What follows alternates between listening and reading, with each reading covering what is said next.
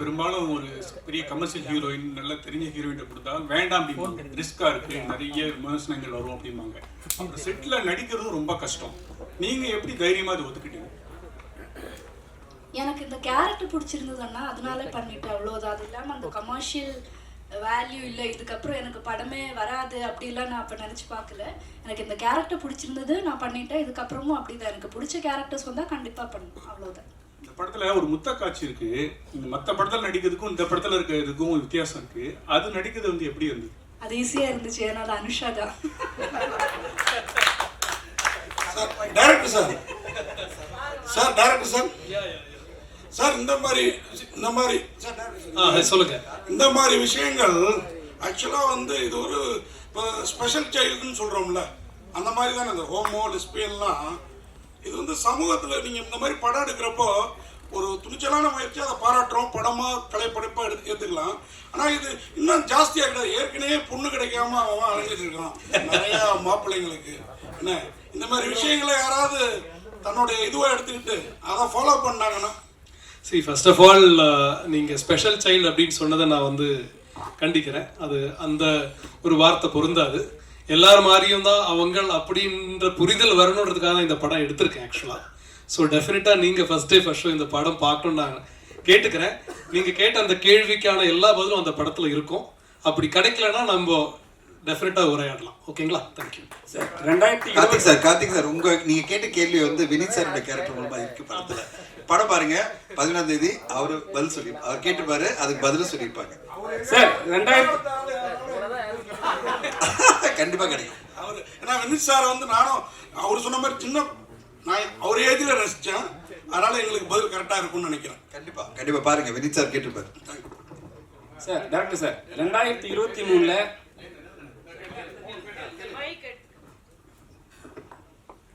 Sir இதில் 2 பெண்ணுங்க காதலிக்கிறாங்க. அவங்க வந்து தனியாக வாழணும்னு சொல்லிட்டு நடிக்கிறாங்க. அதுக்கு அப்பா அம்மா ஒத்துழைக்க மாட்டேங்கிறாங்க. பட் வழக்கமாக ஏற்கனவே நீங்கள் கோட் பண்ண மாதிரி தான் சமுதாயத்தில் வந்து ஒரு ஆண் பெண், ஆணுக்கு ஒரு பெண் அப்படின்னு சொல்லிட்டு தான் இருக்குது. பட் இந்த மாதிரி ஏற்கனவே கார்த்திக் இந்த மாதிரி பெண் கிடைக்க மாட்டேது அப்படின்னு சொல்லிட்டுலாம் சொல்கிறாங்க. நீங்கள் வந்து இதை வந்து வற்புறுத்தி சொல்லும்போது நாடு முழுக்க இந்த மாதிரி ஆச்சுனாக்கா அப்புறம் குழந்தை பிறப்பு எப்படி நடக்கும்? அப்புறம் அதுக்கு பிறகு வந்து பெண்கள் அவங்க மட்டுமே குடும்பம் நடத்தலாமா? இந்த மாதிரி கேள்வியெல்லாம் இருக்குது. இதுக்கெல்லாம் நீங்கள் என்ன விட சொல்ல போகிறீங்க படத்தில்? எனக்கு ஆக்சுவலி ரொம்ப சந்தோஷமாக இருக்குங்க. ரொம்ப சந்தோஷமாக இருக்குது. முதல் அந்த சார் கேட்ட கேள்வியாக இருந்தாலும், கார்த்திக் சார் கேட்ட கேள்வியாக இருந்தாலும் சரி, சாரி உங்கள் பேர் ஜெயச்சந்திரன் சார், நீங்கள் கேட்ட கேள்விகளாக இருந்தாலும் எனக்கு ரொம்ப சந்தோஷமாக இருக்குது. ஏன்னா நான் அந்த எல்லா கேள்விக்குமே இதில் ஒரு கதாபாத்திரங்கள் அது ஆன்சர் பண்ணுது. உங்களோட அந்த ஆதங்களும் அந்த கேள்விகளும் இந்த படத்தில் இருக்கிற ஒவ்வொரு கேரக்டருக்கு இருக்குது. அது அவங்க என்ன பதில் சொல்கிறாங்கன்னா நீங்கள் படம் பார்த்தா உங்களுக்கு புரியும். நான் இப்போ அதை சொல்லிட்டா நான் படத்தில் இருக்க டைலாக் சொல்கிற மாதிரி இருக்கும். அதனால நான் அவாய்ட் பண்ணுறேன். டெஃபினட்டாக நம்ம இதோட படத்தோட ரிலீஸ் முடிச்சதுக்கப்புறம் நம்ம டெஃபினட்டாக டீட்டெயிலாக பேசுவோம். சார் 2000 சார் நீங்கள் கேட்ட அதே கேள்வி வினித் சார் அதுலேயும் கேட்டார். எல்லாரும் ஜெயிச்சதாரு சார். வினித் சார் எல்லா கேள்வியும் கேட்டார். அதனால நீங்க படம் மட்டும் பாத்துருங்க. அதுல உங்க கேள்விக்கு எல்லாரும் அவர் கேட்டிருப்பாரு. அதுக்கு பதில் வந்து லிஜோ சொல்லியிருப்பாங்க, அது பிறகு அனுஷா சொல்லியிருப்பாங்க, டைரக்டர் வந்து அவங்க மூலமா சொல்லுவாரு. நீங்க பாருங்க சார். 2023 வாழும் தொடர்ந்து இடம் நீதானே, இதே மாதிரி ஒரு ஸ்கிரிப்ட் தான் அந்த படமும். சரிங்களா? அந்த படத்துலயே வந்து ஒரு லாஸ்ட் எண்டிங்கில் வந்து ஒரு மக்கள்கிட்ட கொடுத்துருவாங்க அந்த கிளைமேக்ஸு. ஸோ அதே மாதிரி தான் நிறைய படம் நீங்கள் பார்த்தீங்கன்னா மக்கள்கிட்ட கொடுத்துட்றாங்க. ஏன் அது மாதிரி கொடுக்குறீங்க? ஏன்னா உங்களால் தெளிவான ஒரு முடிவு எடுக்க முடியலையா? எல்லாருமே கேட்குறாங்க, தெளிவான முடிவு எடுக்க முடியலையா? இல்லை ஒரு முடிவு சொன்னால் எல்லாருக்கும் ஏதாவது பிரச்சனை வரும்னு சொல்லிட்டு பண்ண மாட்டீங்களா? பிரச்சனை வரணும்னு நினச்சிருந்தா நான் இந்த கதையை எடுத்து எழுதியிருக்கவே மாட்டேன், பண்ணியிருக்கவே மாட்டேன். இது பிரச்சனையாக இருக்குன்றதுனால தான் இந்த கதையை பண்ணேன். சரிங்களா? இந்த படத்தில் நான் வந்து ஒரு ஓப்பன் ஹேண்டடாக விடலை. இந்த படம் பார்த்தா உங்களுக்கு ரொம்ப தெளிவாக புரியும். அதோட ஏன்னா நான் இப்போ சொல்ல முடியாது. படம் ரிலீஸ்னால் நம்ம ரொம்ப டீட்டெயிலாக பேசியிருக்கலாம். டெஃபினட்டாக இது வந்து ஓப்பன் ஹேண்டட் படம் கிடையாது. எல்லா கேரக்டருக்கும் அவங்களோட மோட்டிவேஷன்ஸுக்கான எண்டு இந்த படத்தில் இருக்கும். ஒரு ஸ்க்ரீன் பே நம்ம அமைக்கும் போது அப்படி தான் இல்லையா? ஒரு கதையை இல்லை ஒரு கதாபாத்திரத்தை எடுத்து அவங்களோட ஒரு பிரச்சனையை அந்த கதை வழியாக நம்ம சால்வ் பண்ணி அவங்களுக்கு ஒரு நிறைவை கொடுப்போம். நிறைவை கொடுக்குறோம் அப்படின்றது என்னன்னா அந்த கதாபாத்திரோட தொடக்கமாக இருக்கும். அது ஒரு கதையோட ஆரம்பம் தான் அதோட எண்ட் ஆக்சுவலாக. ஸோ அந்த மாதிரி தான் இந்த படம் இருக்கும். டெஃபினட்டாக ஓப்பன் எண்டட் கிடையாது. சார் இப்போ லெஸ்பியன் ஸ்டோரினாவே நீங்கள் பார்த்தீங்கன்னா மேரேஜ் பண்ணிக்கிறாங்க சரிங்களா, 1 year 6 months சம்திங் தான் வாழ்கிறாங்க கூடவே. அதுக்கப்புறம் நிறைய பிரச்சனைகள் சொல்லி அவங்களே பிரிஞ்சிடுறாங்க.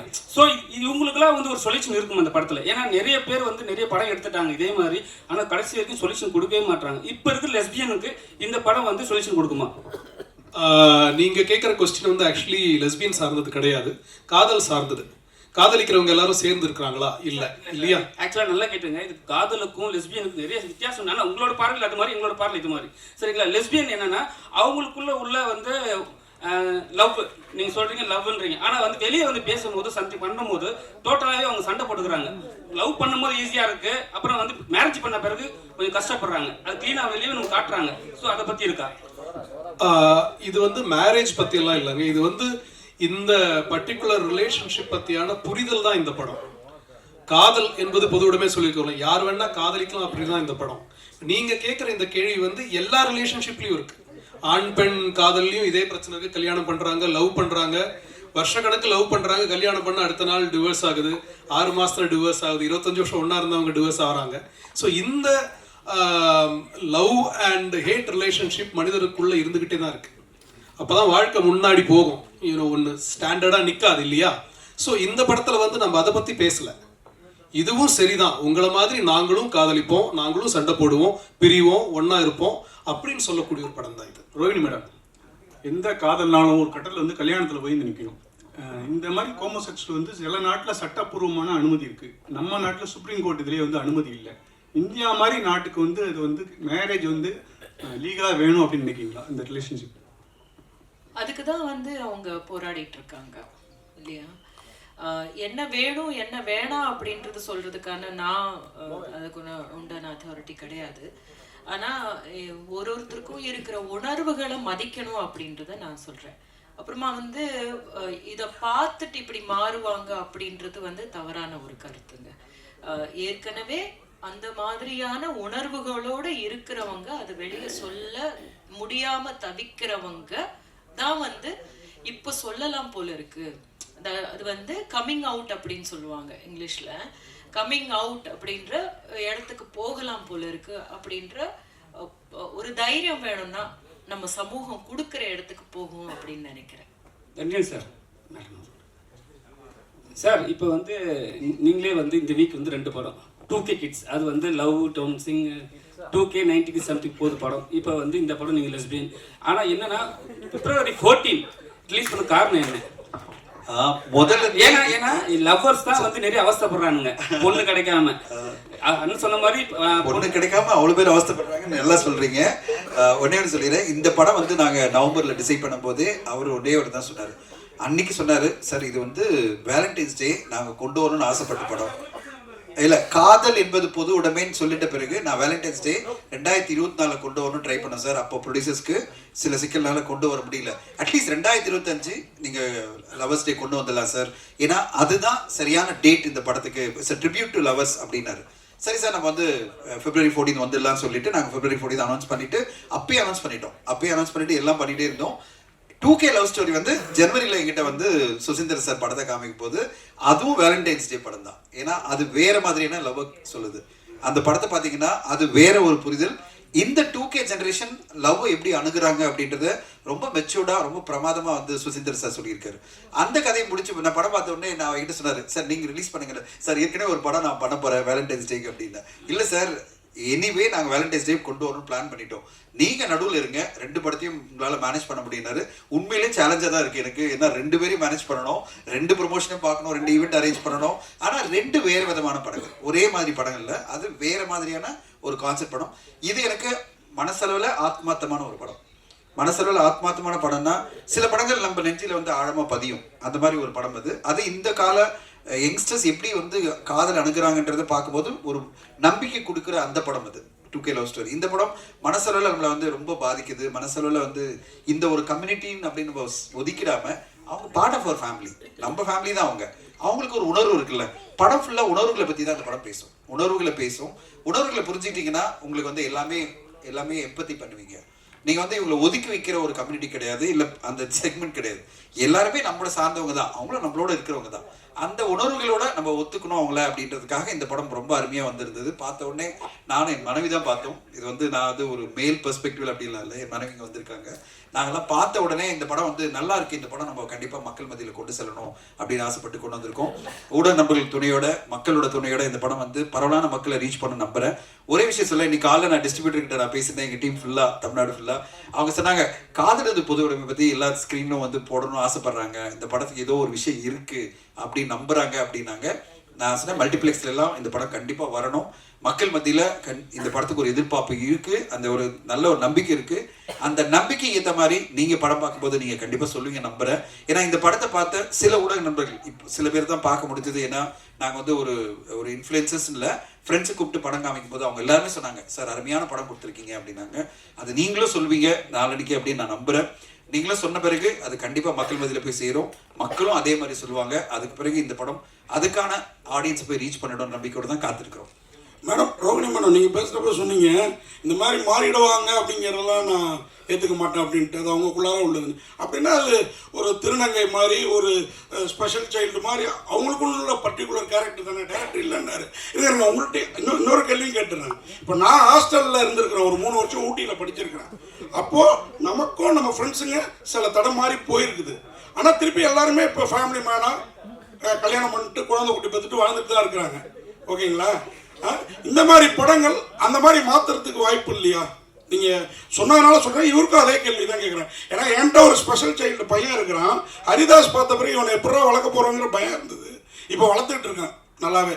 ஸோ அந்த மாதிரி இந்த மாதிரி பசங்களை வச்சுருக்க பேரண்ட்ஸுக்கு இந்த படம் ஒரு ஆறுதலாக, இந்த மாதிரி இருந்தாலும் ஏற்றுக்கோங்க அப்படிங்கிற முடிவை தருமா, அதையும் கேட்குறேன். பேசிக்கலி இது வந்து ஃபேமிலிஸ்க்கான ஒரு படம் தான்.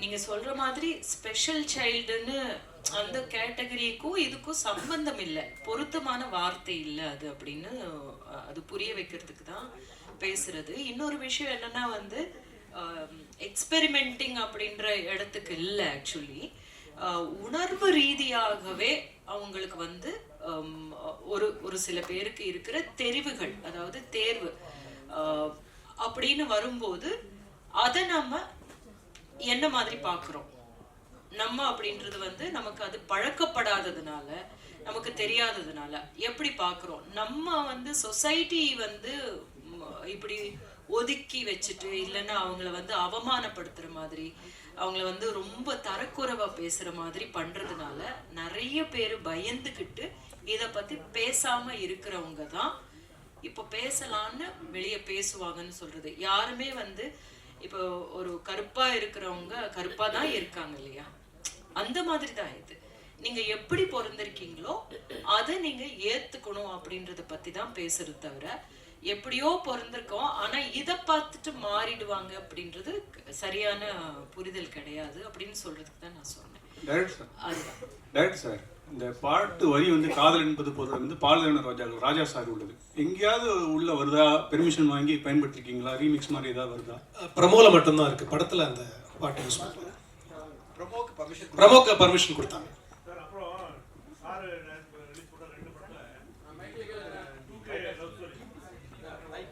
Sir sir sir director sir ஆக்சுவலாக இப்போ நம்ம இந்த விஷயங்கள் வந்து ஃபேமிலியில இருந்து ஃபர்ஸ்ட் ஆரம்பிக்கணும். இங்கே ஐயா ஃபேமிலியில இருந்தால் ஃபர்ஸ்ட் நம்ம இந்த விஷயத்த கொண்டு வரணும் அப்படின்னு நீங்கள் எப்படி ரைட் பண்ண ஆரம்பிச்சிங்க? ஏன்னா அது ரொம்ப சிக்கலான ஒரு விஷயம், அதை குறித்து சொல்லுவாங்க. அதே மாதிரி வந்து இப்போ இருக்க யங் ஜென்ரேஷன் மேக்ஸிமம் வந்து இந்த விஷயங்களை வந்து மேக்ஸிமம் ஏற்றுக்கிறாங்க. ஆனாலும் சில பேர் வந்து வானவில் அப்படின்ற வார்த்தையை யூஸ் பண்ணி நிறைய பேர் இது பண்ணுறாங்க. நிறைய பேர் எனக்கு எல்லாருக்கும் தெரியும். ஸோ இதை வந்து இன்னும் நம்ம எப்படி ஹேண்டில் பண்ணலாம், கொஞ்சம் எப்படி ஜென்ரலைஸ் பண்ணலாம் அப்படின்ற மாதிரி இதில் படத்தில் எதுவும் இருக்குங்களா? அடுத்து இந்த படத்தில் என்ன இருக்குன்றது படத்தை பார்த்ததுக்கப்புறம் நம்ம பேசலாம். பட் நீங்கள் கேட்ட கொஸ்டினுக்கான பதில் வந்து 2-3 கொஸ்டின் கேட்டீங்க. ஃபர்ஸ்ட் கொஸ்டின் ஒரு வாட்டி சொல்லுங்கள். ஓகே.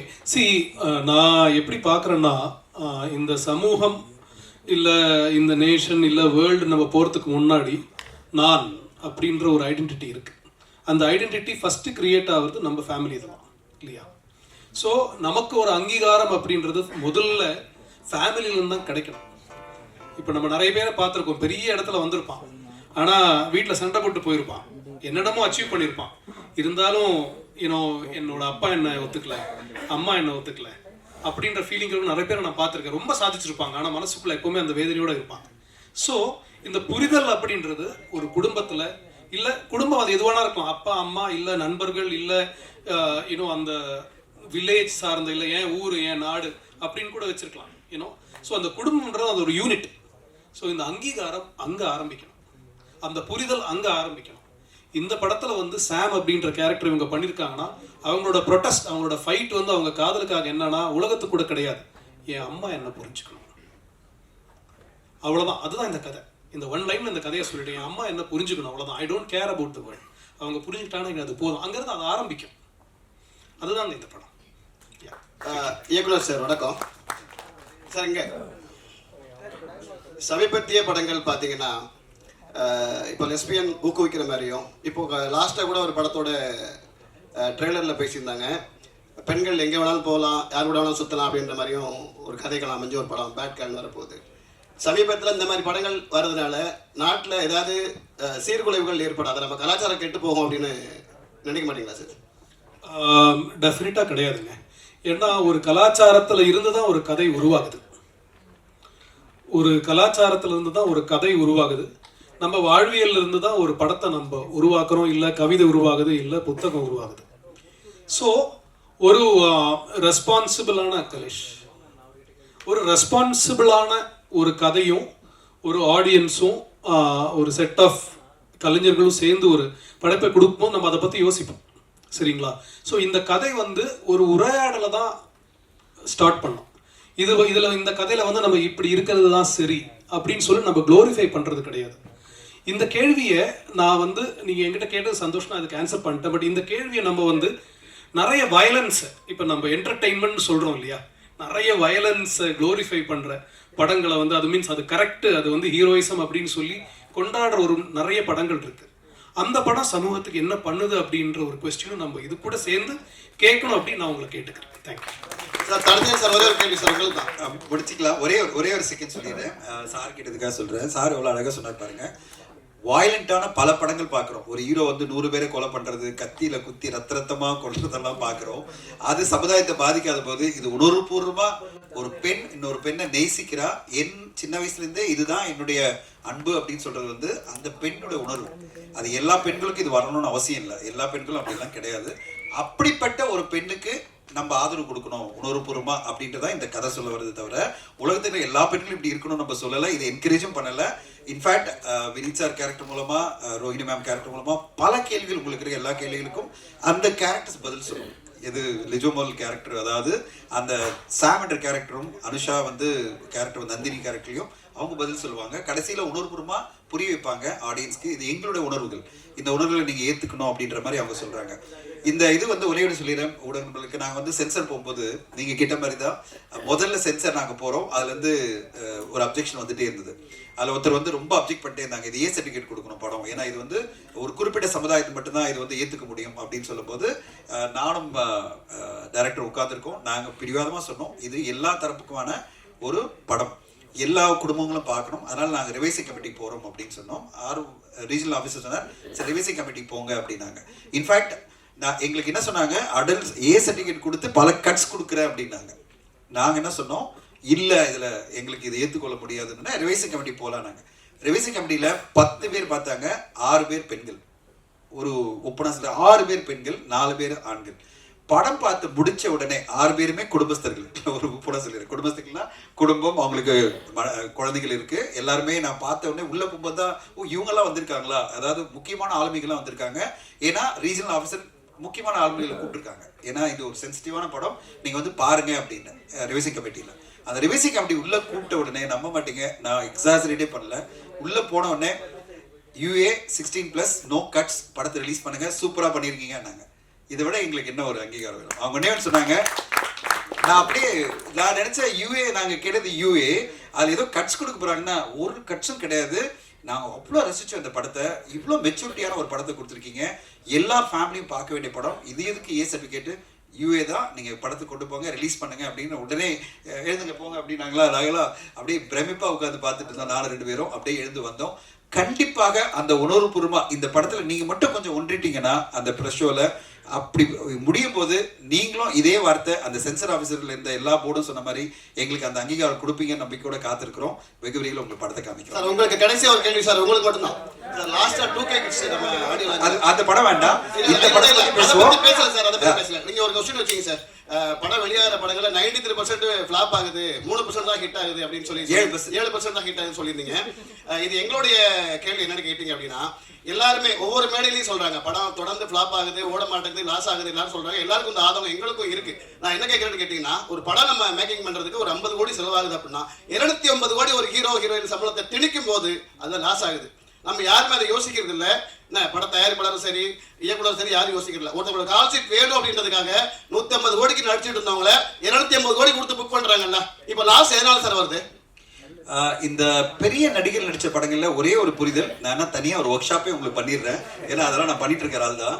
பெரிய நடிகர் நடிச்ச படங்கள்ல 70% 80% ரெவென்யூ வந்து அதர் ரெவென்யூலயே உங்களுக்கு வந்துடும். எதனால் அவ்வளோ சம்பளம் கொடுக்குறாங்கன்னா, ஒரு டிஜிட்டல் வந்து அவ்வளோ விலை கொடுத்து வாங்க ரெடியாக இருக்காங்க, சேட்டலைட் வாங்க ரெடியாக இருக்காங்க, மியூசிக் வாங்க ரெடியாக இருக்காங்க. ஆனால் அதே ஒரு சின்ன படமாக வரும்போது எல்லாரும் சொல்கிற ஒரே வார்த்தை என்ன தெரியுமா சார்? ஊடகங்கள் என்ன சொல்லுது, ஆடியன்ஸ் என்ன சொல்கிறாங்க, அது பிறகு வாங்குறேன்றாங்க. எந்த அளவு, அதாவது நாங்கள் எப்படி ஒரு சின்ன படம் எடுத்த எல்லா தயாரிப்பாளரும் நம்பி இருக்கிறது எது தெரியுமா? உங்களையும் ஆடியன்ஸை தான் நம்பி இருக்கோம். அவங்க நல்லா இருக்கு சொன்னாதான் சேட்டலைட் வந்து வாங்குவாங்க, டிஜிட்டல் வாங்குவாங்க. பெரிய நடிகர் நடிச்ச படம்னா எல்லாத்தையும் வந்து முதலே வாங்கிடுவாங்க. அதனால அவங்களுக்கு எந்த பயமும் இல்லை. அதனால அந்த படத்தோட கம்பேர் பண்ணாதீங்க. நாங்கெல்லாம் வந்து எதிர்பார்த்துட்டு இருக்கிறது உங்க மாதிரி இந்த மாதிரி படங்களுக்கு உங்களுடைய ஆதரவு தான். சார் லாஸ்ட் கொஸ்டின் என்னன்னா, ரொம்ப நாளுக்கு அப்புறம் இது மாதிரி ஒரு படம் பண்றீங்க தமிழ் சினிமால. ஏன்னா நீங்க வந்து 80s 90s வந்து உங்களை வந்து கொண்டாடினாங்க. ரொம்ப நாள் படம் பண்ணாத காரணம் என்ன? ஏன் வந்து ஃபர்ஸ்ட் இப்போ ரொம்ப நாளுக்கு அப்புறம் இந்த படம் பண்ண காரணம்? ஆனா வந்து சோசியல் மீடியால கடைசி வரைக்கும் அவங்க ட்ரெண்ட் பண்ணே இருக்காங்க. சந்திரமுகியா இருந்தாலும் சரி, சக்கரையா இருந்தாலும் சரி, எல்லாமே ட்ரெண்ட் பண்ணுங்க. அது எப்படி பாக்குறீங்க? இல்லைங்க, ஆஸ் அன் ஆக்டர் எனக்கு வந்து டெலிபரேட்டா ஒரு கான்ஷியஸா எடுத்த பிரேக் அப்படிலாம் கிடையாது. வாய்ப்புகள் கம்மி தான் டெஃபினெட்லி. அண்ட் அது 2 ரீசன்ஸ். ஒன்று நம்மளோட சக்ஸஸ் ரேஷியோ, அது பொறுத்த வரைக்கும் தான் நமக்கு வாய்ப்புகள் வரும். எனக்கு ஆன பர்சனல் நோட், எனக்கு வந்து அந்த கேரக்டர் சேலஞ்சிங்காக இருக்கணும், என்னால் ஏதாவது கான்ட்ரிபியூட் பண்ண முடியணும். அப்படி இருக்கிறது நான் especially after the point of time, இப்போ at this point of my career, at this age, this is the time to explore different characters. So அதனால டைம் எடுத்து இப்போ வர்ற எல்லா ரோலும் பண்ணாமல், இப்போ மலையாளத்தில் நான் பண்ணிட்டு இருக்கேன் நிறைய படங்கள், தமிழ்ல ஆல்சோ வரும்போது இந்த மாதிரி தான் ரேராக வருது. ஸோ அதுதான் உண்மை ஆக்சுவலி. அதனால நான் டெலிபரேட்டாக பிரேக்கு அப்படிலாம் இல்லை. அஃப்கோர்ஸ் மை டான்சிங் ப்ரொஃபஷன், என்னோட டான்ஸ் ஸ்கூல் அதெல்லாம் ஒரு சைடில் வேற போயிட்டு இருக்கு. But as an actor I think it is very important. ஏன்னா மக்கள் மனசில் இப்போ நீங்கள் சக்கரை எடுத்து சொல்றீங்க, காதல் தேசம் எடுத்து சொல்றீங்க, மே மாதம் ஒரு Chandramukhi, that goodwill is so important. நம்ம என்ன பெர்ஃபார்ம் பண்ணியிருக்கோம் அது எப்போ அது மனசில் இருக்கும் மக்களுக்கு. இப்போ இன்னைக்கும் எங்கிட்ட இப்போ மோர் தென் 33 இயர்ஸ் அவரும் பற்றி இன்னைக்கும் நான் ஒரு கேபில் ஏறினா அந்த படத்தை பற்றி, அந்த கேரக்டர் பற்றியும் மக்கள் எங்கிட்ட பேசுறதுன்னா it is because of that craft, அந்த டைரக்டரோட, அந்த ரைட்டரோட, இளையராஜா சாரோட மியூசிக், அந்த டீமோட ஒர்க். ஸோ அந்த மாதிரி டீமில் அந்த மாதிரி ஒரு வாய்ப்பு வரும்போது தான் பண்ணணுன்றது என்னோட ஒரு பேசிக் பாலிசி. அப்போதான் மக்கள் மனதில் நம்ம இருக்கும். ஸோ அதனால ஆஃப்டர் லாங் டைம் எனக்கு இந்த மாதிரி, of course I have done in between படங்கள் பண்ணிட்டு இருந்தேன். JP when he sent the script I was so fascinated. ஏன்னா அந்த ஏஜுக்கு ஏற்ற மாதிரி நான் இதுவரை பெர்ஃபார்ம் பண்ணாத மாதிரி. அண்ட் ஸோ அது ஒரு சேலஞ்சாக இருந்தது. And I was confident. அது தட் இஸ் வெரி இம்பார்ட்டன்ட். இது பண்ணி it has to be justified. அது நம்ம டிஸ்கஷன்ல he also felt the confidence that என்னால் பண்ண முடியும். அப்படி வந்தது. தேங்க்யூ.